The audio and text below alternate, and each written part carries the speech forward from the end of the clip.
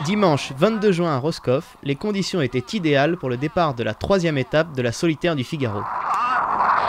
Ciel dégagé, 18 nœuds de nord-est, les 38 concurrents luttent au couteau sur la ligne de départ. Après 2 étapes, tous les regards sont tournés vers Fabien Delahaye qui mène d'un peu moins de 2 minutes au général. Mais stupeur, le jeune Normand, qui est le seul à avoir pris un riz dans la grand voile, s'élance largement derrière la flotte, avant de faire demi-tour pour rejoindre le port au moteur.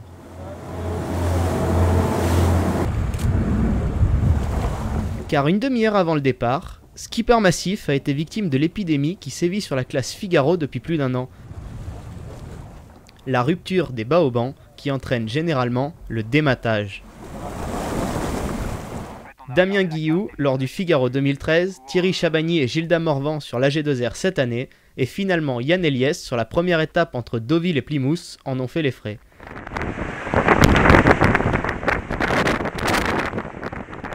Des études sont en cours pour déterminer la cause des ruptures à répétition de cette partie de gréement Sparcraft en Rhôde.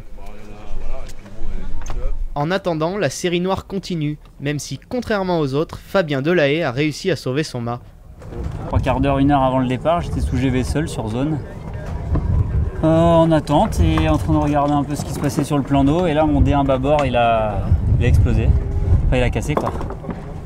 Du coup, le mât, il s'est mis à l'envers, donc j'ai viré de bord tout de suite pour pas que le mât il tombe. Puis après, j'ai essayé de sécuriser le mât avec une drisse, avec une écoute. Puis après, il y a pas mal de concurrents qui m'ont appelé pour me dire essaie de prendre le départ quand même, de remettre un peu les idées en clair après, après ce moment un peu dur. Déjà que j'abandonne pas et que le mât il soit en l'air, c'est déjà gros. Parce que le mât, quand je l'ai vu, quand ça a cassé, le mât il était bien enfin, il était bien à l'envers. Hein. Comme il a effectivement coupé la ligne de départ avec le reste de la flotte, Fabien Delahaye a le droit de retourner au port, puis de repartir, mais au minimum 2 heures plus tard. Une double punition pour Skipper Massif, qui, du coup, a dû franchir le chenal du Four et le Radecin avec le courant de face. 24 heures après le départ, le malheureux accuse près de 30 000 de retard sur les leaders, soit près de 3 heures.